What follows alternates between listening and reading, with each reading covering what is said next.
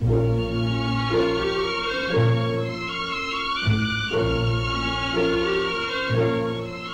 vast plain of North India is the cockpit of the Indian Empire. Countless battles have been fought for the possession of this barren land, the gateway to the riches of the south. At Delhi, excessive cities have been built by conquering invaders. Each has fallen into disuse and decay. But it's an ancient legend in the Hindustan that the 9th city will endure and will rule forever. These cities of the early conquerors are now a huddle of impressive ruins. Not until the Emperor Babur swept down with the sword of Islam from the north did a foreign power become a force in Hindu India.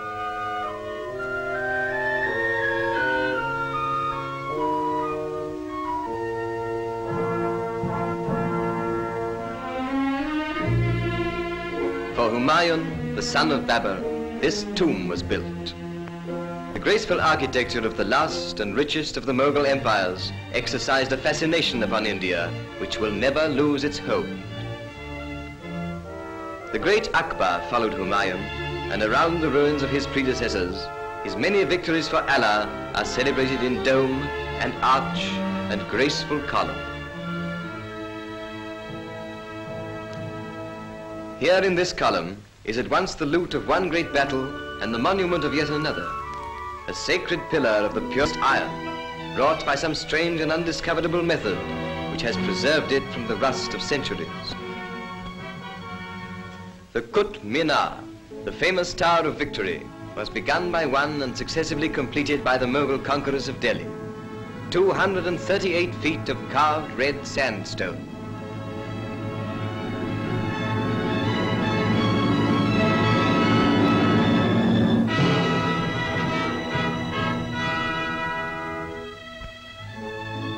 The great mosque of the Mughals, the greatest in all India, center of the native city of Delhi of today, commemorates the vast Mohammedan invasion from Baluchistan.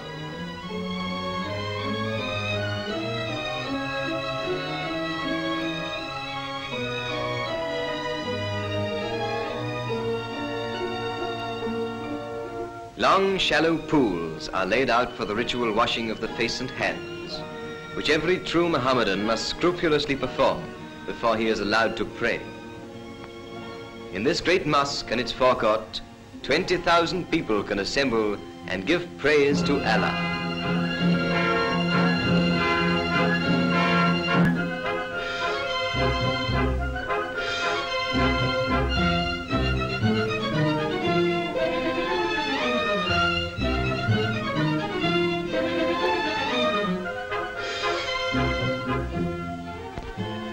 More beautiful but smaller is the Pearl Mosque, pinnacle of Mughal art in Delhi. Only a little less renowned than the famous Taj Mahal, built by the beauty-loving Shah Jahan as a memorial to his wife. Pacified by the victorious wars of Akbar, Delhi and the Hindustan now entered upon the richest period of their ancient culture under Akbar's son, the royal Shah Jahan.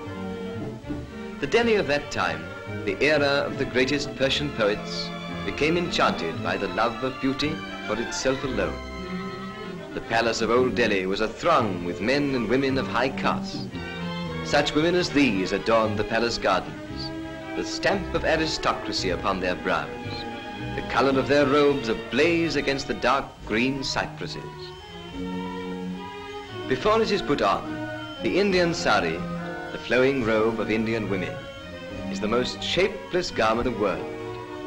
Each of them is nothing more than one straight length of silk, 10 yards long and some 2 or 3 feet wide, but interwoven with its threads of silver and gold, deep hemmed with solid precious metal, and fastened only on the right hip and on the left shoulder, it can be made to drape the figure in a manner to outmatch a Paris gown. The high caste Indian women wear upon their brows the blood-red mark, or puja of the Brahmins.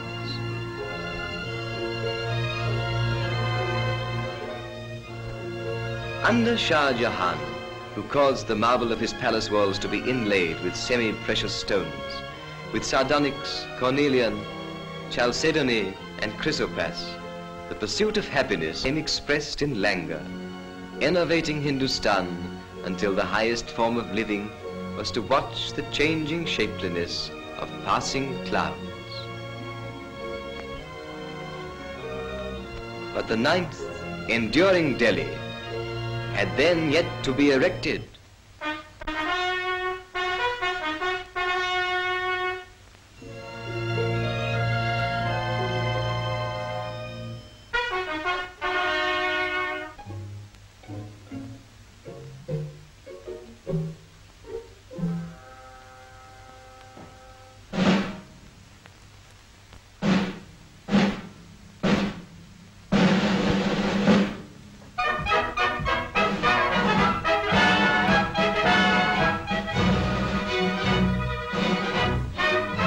Under combined British and Indian rule, a new Delhi has arisen. A Delhi which has kept and added to the beauty of the old, but without its dreamy lassitude.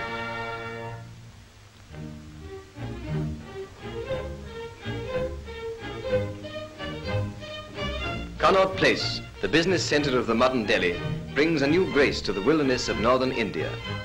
The British, with their national love of lawns and flowers, have taught the Indians to lay out an entire with the beauty once confined to tombs and temples and to palace gardens.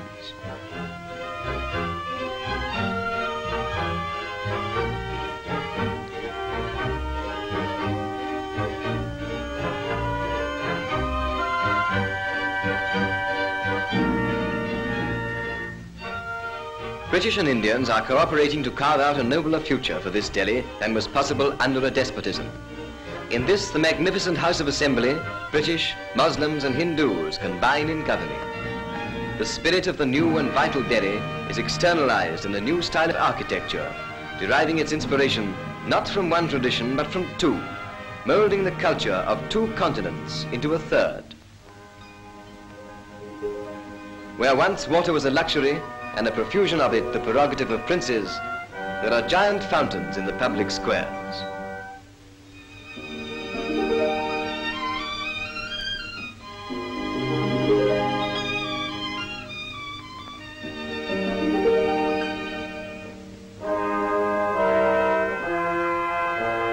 Neither Saracen nor British, the new Delhi is neo-Indian, retaining the motives of old Delhi and dignifying them with a new austerity. Yet the lilting grace that made the beautiful, the almost effeminate Pearl Mosque, has softened the austere geometry of modern architecture. The new Delhi is dynamic, but no less inspiring than the old.